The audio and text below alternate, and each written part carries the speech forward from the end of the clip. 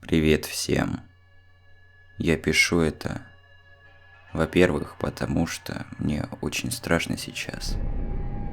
Во-вторых, потому что я давний гость Имиджборд.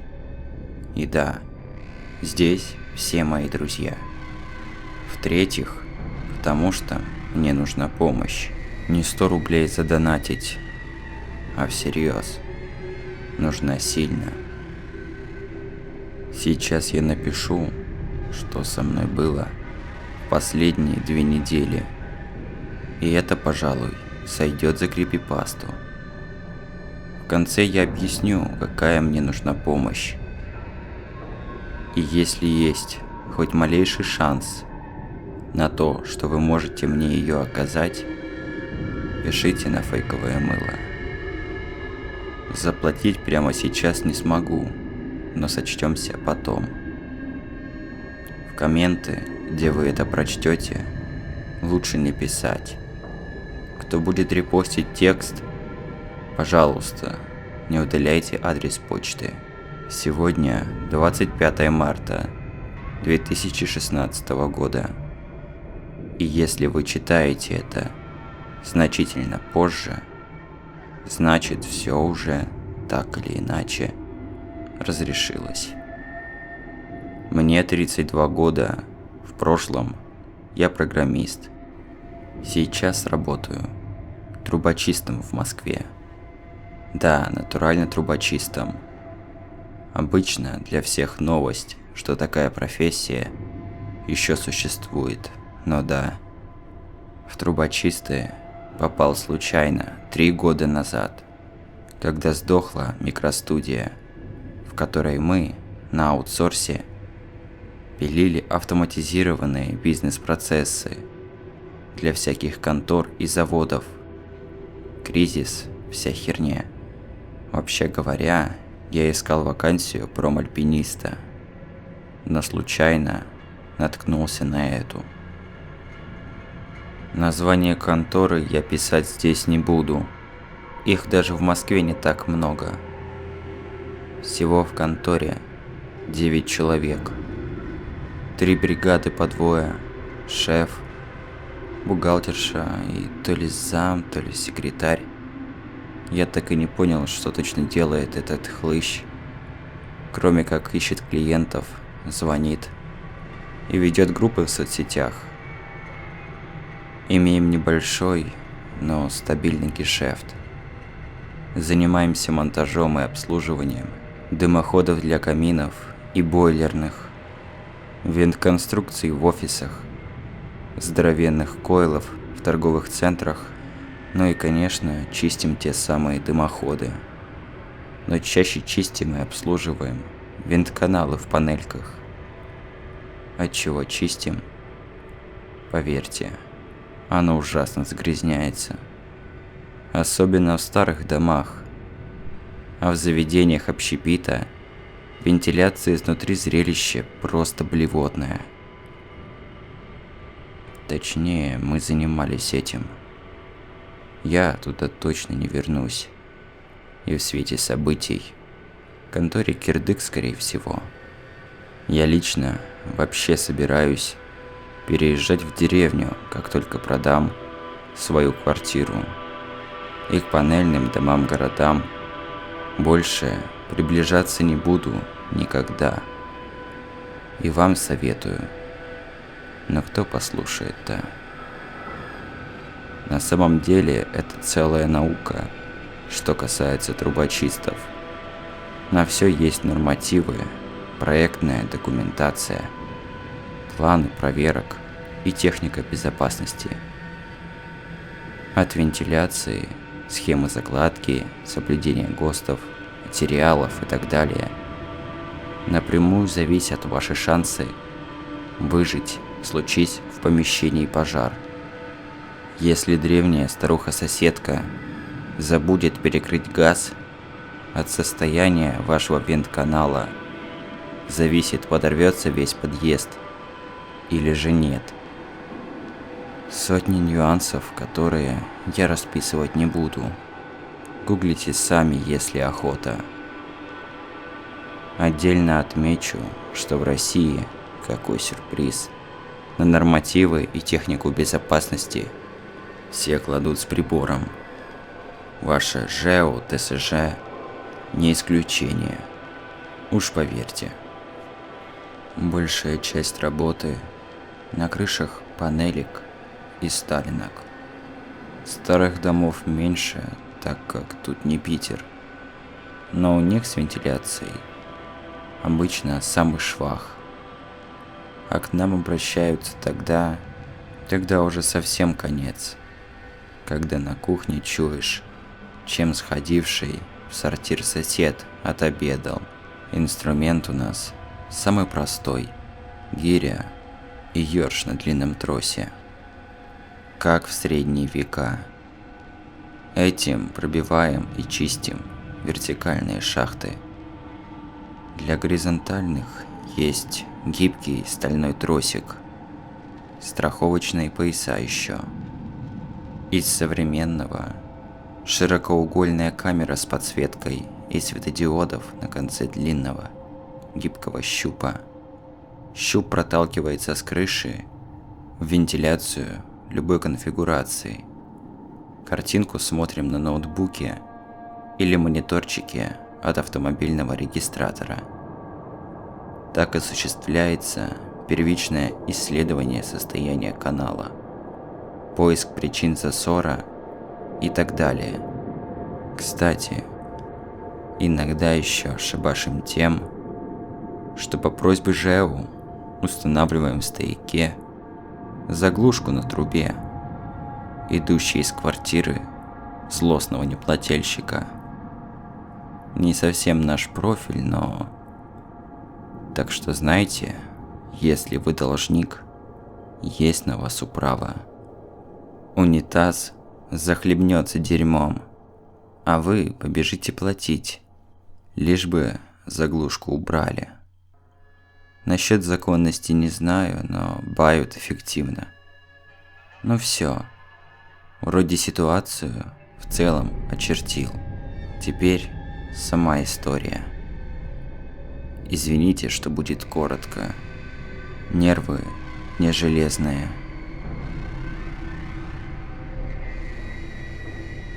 К нам обратился мужик с жалобой на посторонние предметы в вентканале. Чтобы вы понимали, вентканал есть в каждом подъезде. Вертикальная шахта немалого сечения, идущая с первого этажа и кончающаяся на крыше такими домиками. Вы их видели? Иногда есть отдельные каналы-сателлиты под туалет или кухню. Строение зависит от серии дома. Канал бывает бетонным или жестяным. Его может быть видно в квартире. Проходит в каждой квартире, ветвится на отдельные помещения трубами более узкого сечения. Чего только люди не делают с ним. Свои рукожопые вырезки с вытяжек, иногда прямо в общую шахту, чем нарушают схему давления в ней. И воняют своей готовкой на 3 этажа, вверх и вниз. Пускают там провода, ставят клапана, перегородки. Некоторые вообще его ломают, чтобы поставить бытовую технику, или просто забивают. В общем, смиритесь с тем, что за стеной вашей квартиры есть вертикальная шахта, в которой царит тьма и постоянно гуляет затхлый ветер. С мужиком-клиентом история была такая, что его малый сын и жена говорили, что по ночам что-то стучит им в стену, и вроде как неравномерно, с интервалами, но потом стуки и поскребывания повторяются. Стучало в стену туалета. Сперва грешили на поехавших соседей, но нет, их в то время вообще не было в квартире. Мужик постучал в стену и смекнул, что что-то долбит ему из вентиляционной шахты. Малой его так и спрашивал, кто, мол, там стучит за стенкой. Ссаться начал по ночам или еще что. Короче, мужик нашел нас и вызвал. На первичный осмотр приехал я один. Я с ним и говорил. Вообще бригада меньше, чем из двоих, по технике безопасности состоять не может. Но первичный можно и одному. Если вы решили, что вот она, крепота, то разочарую. Ситуация достаточно обычная. В шахте может оказаться что угодно, вплоть до кошки или голубя, всякий мусор, тряпки, пакеты и так далее. Обычное дело, а стучало оно и днем, просто днем шумно и не слышно. Да и воздушные потоки, ночные от дневных, немного отличаются. А причина стуков: в шахте всегда ветер, и все, что там застряло, банально раскачивается. Просто малой попался впечатлительный, но и клиент занервничал. Взял я, в общем, ключ от чердака в ТСЖ, расписался, полез. Нашел нужный выход. Разложил на гудроне крыши моток троса с гирей, ноут, бобину кабеля от камеры. Начал проталкивать камеру вниз по шахте. Закурил заодно. Все как обычно. Гирю я с собой взял, чтобы, если получится, быстро прочистить шахту. По технике безопасности работать одному нельзя, но и шеф по головке не погладит, если бригаду лишний раз придется из-за ерунды гонять. Здание, кстати, было 12 этажей, панелька, серия P46, если кому интересно. В общем, травил я себе кабель потихоньку, посматривал на экран. На экране рывками перемещения вперед по бетонной шахте, довольно чистой, кстати. Картинка типичная, видно вперед на пару метров. Дальше чернота. И вот тут случилось говно, ребята. Полное. На кабеле есть метровые пометки желтой краской, которые я считал.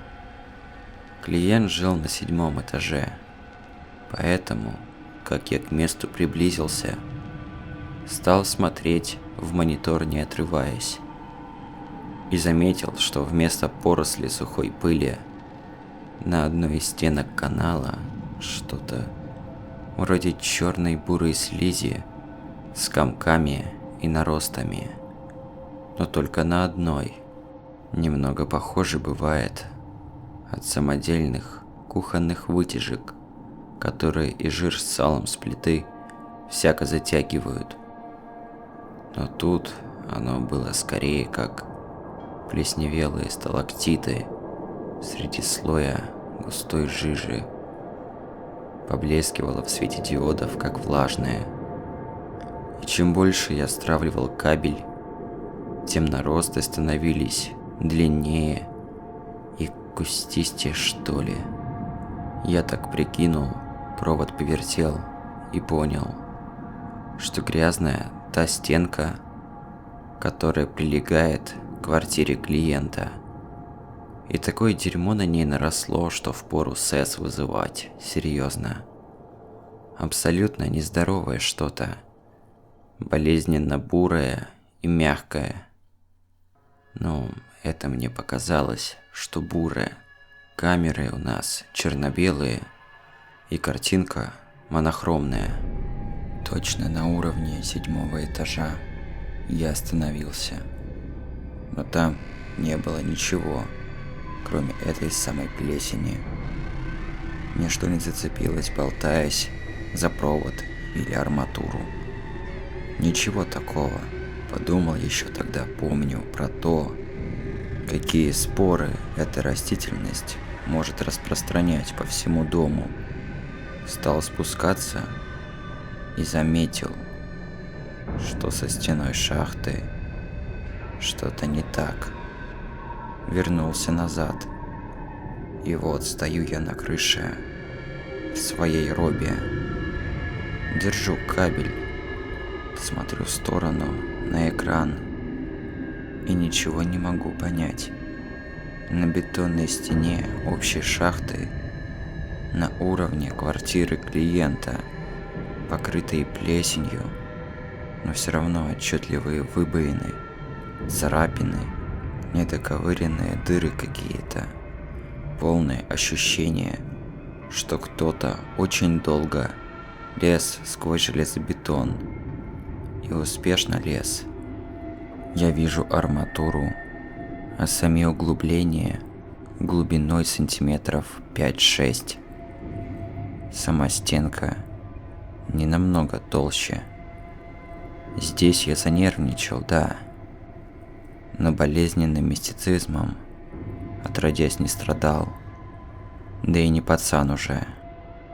Может, при строительстве обкололи бетон, а плесень лезет из чьей-нибудь кладовки в подвале, где 3 мешка картошки на год забыли. В общем, стал опускать камеру дальше, решив дойти до низа. Длина кабеля позволяла, конечно. И так оно и оказалось.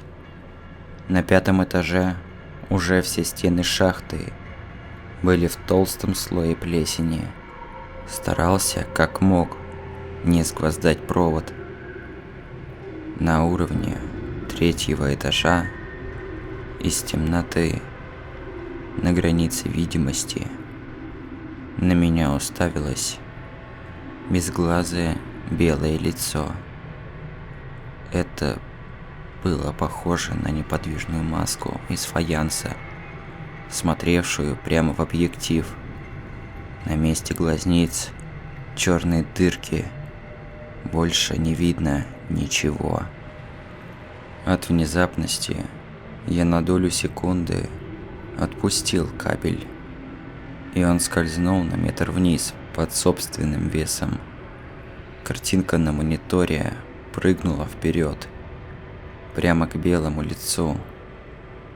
Ничего все равно не увидел, только эту маску и темноту за ней. Но когда я тут же крепко схватил кабель, лицо стало приближаться само. Матерясь от ужаса, я как мог быстро вытягивал кабель, уставившись в монитор выпученными глазами. Взмок насквозь холодным потом. Стало тошнить. Неподвижное лицо то пропадало в темноте, то оказывалось близко к камере. Оно преследовало светящуюся камеру. И оно, как я понял в один момент, добралось бы до крыши. Клянусь, я уже слышал из отверстия шорох и хлюпанье, с которым оно перемещалось там, внизу. Кажется, уже даже не матерясь, а поскуливая, как побитая собака, я на автомате наступил на шнур, нагнулся, подобрал гирю и бросил ее в шахту. Гиря мягко ударилась об эту тварь и сшибла ее вниз. Это я понял потому, как разматывался трос. Тварь не издала ни звука, но шорох и хлюпанье прекратились. Какое-то время у меня ушло на то, чтобы выбрать весь кабель целиком. На мониторе было пусто.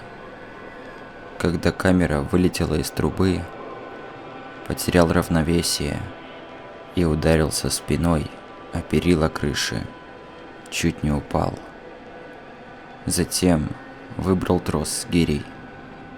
Вся гиря была в том черном, типа отработанного моторного масла, а пуще того шомпол. Обтер о крышу, о штаны спецовки, покидал все добро в сумку и сбежал. Поехал сразу домой. По пути гнал, разбил бампер о бордюр. Ну и хрен с ним. Машина моя, а не конторы. Дома разделся, робу сунул в корзину. Мылся кипятком. Мне почему-то казалось, что если на мне будет та слизь, тварь с пародией на лицо сможет найти меня по запаху. Позвонил, сказался больным. Сказал, что по последнему клиенту при первичном обследовании ничего не увидел. Вечером встретил дочь из школы. Накормил и рано отправил спать. Достал водку из морозилки и напился. Утром стало полегче, хотя раскалывалась башка. День я сидел дома и думал обо всем этом. Позвонил хлыщ с работы.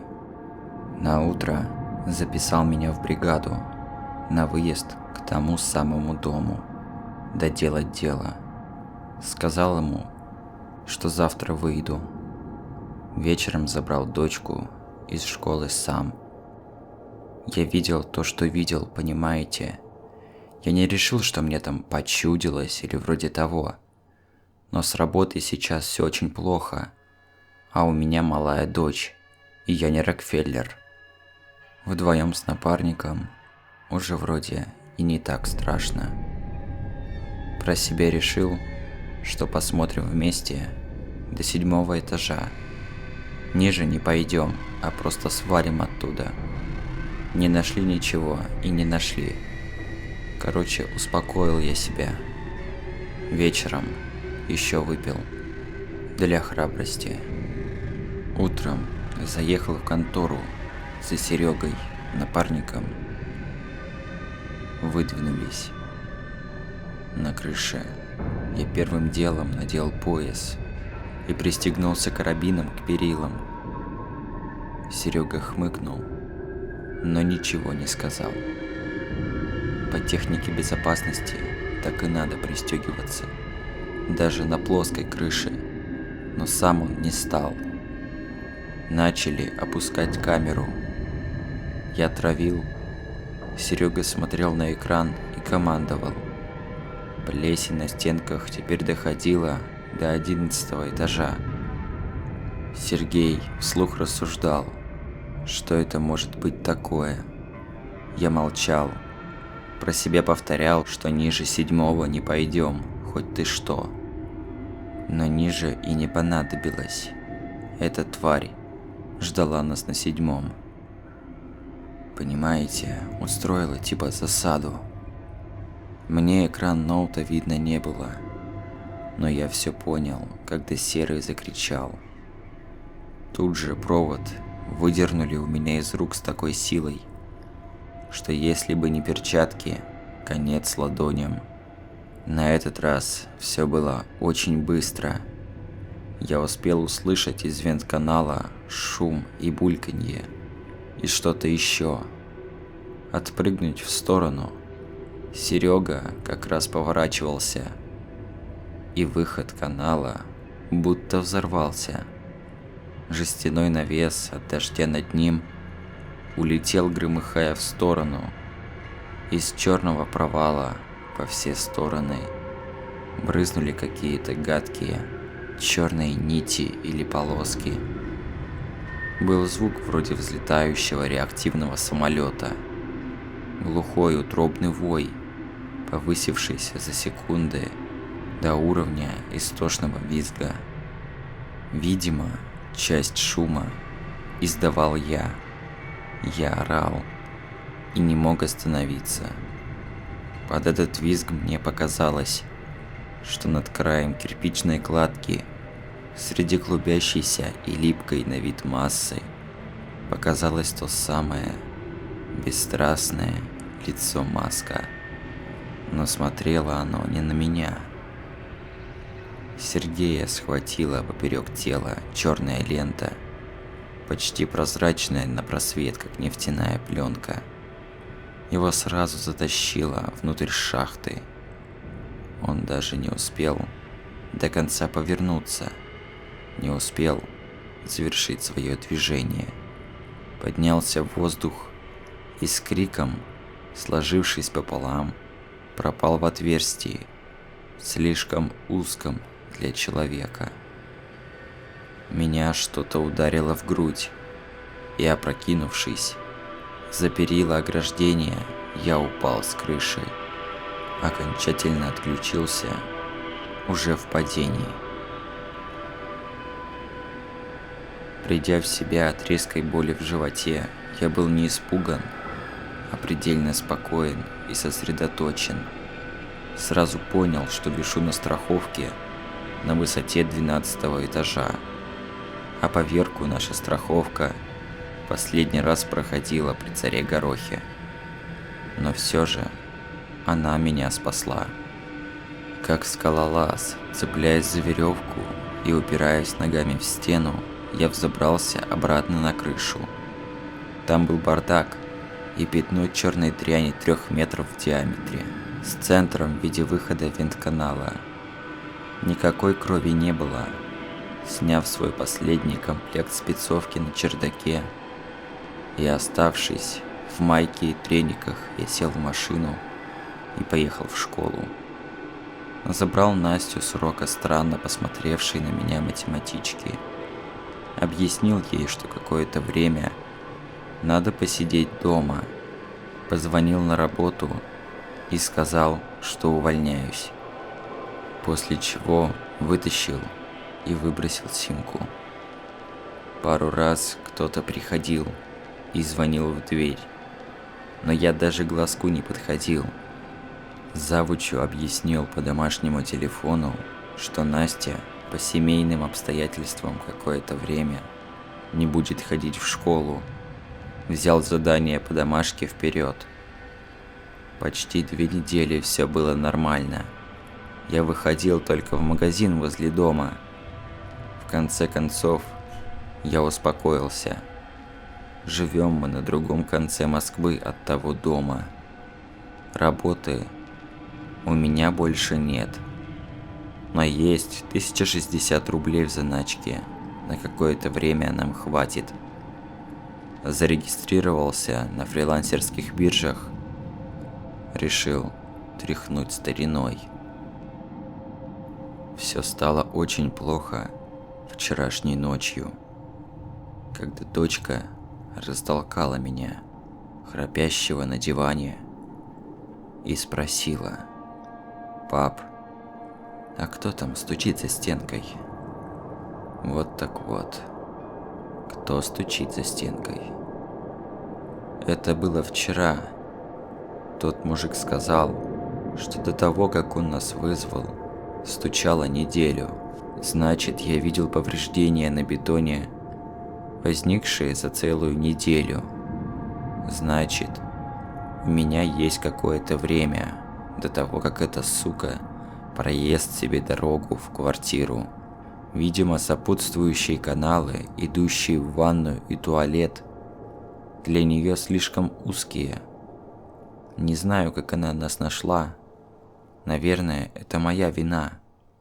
Я только недавно постирал ту спецовку, на штанине которой оставалась черная слизь. Наверное, у твари с ненастоящим лицом отличный нюх.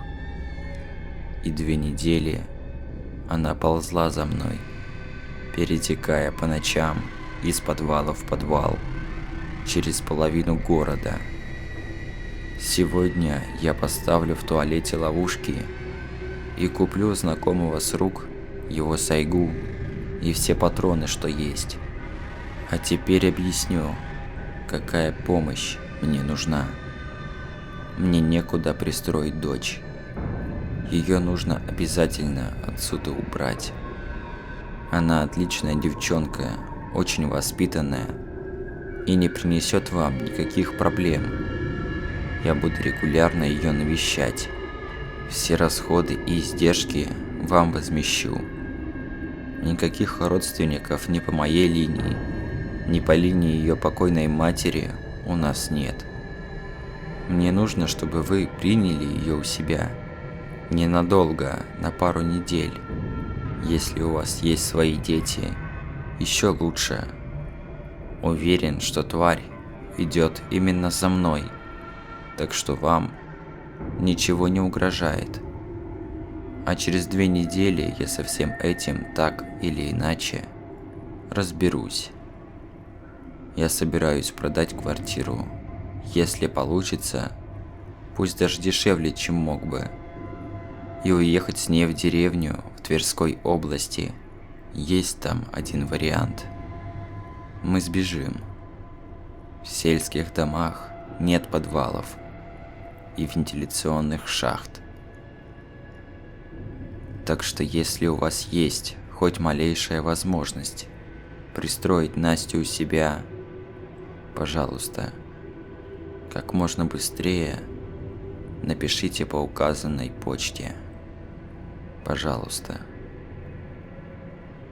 А с тем, что стучит за стенкой, я, уж поверьте, разберусь.